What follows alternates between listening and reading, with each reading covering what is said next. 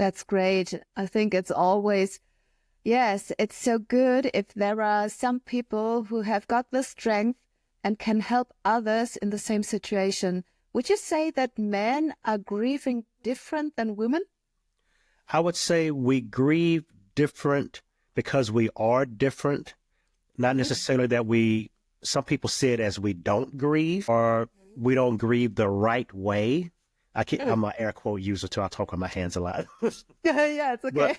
but, but I think because grief is seen as a feminine thing, a feminine Hmm. emotion, a softer emotion, because it deals with crying and all the other Hmm. emotions that men hate to emote, right?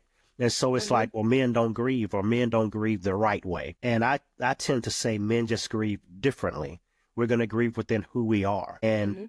people have to see that for what it is, but then men need to see that for what it is. Because I don't want to Yeah. just blame the world on how they look at men grieving.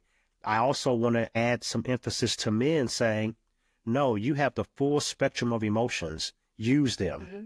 And you have a Hmm. right to grieve. Stop grieving your manhood Hmm. and grieve who you lost, right? And Yeah. I think, helping men do that, it's like, well, stop grieving your manhood. Stop grieving, well, I failed being a protector. I failed at this or I failed at that.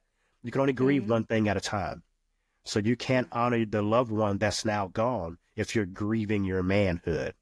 Now, don't push Hmm. that aside, but see it Hmm. for what it is. You can't control everything. And we're in a fallen world and things happen.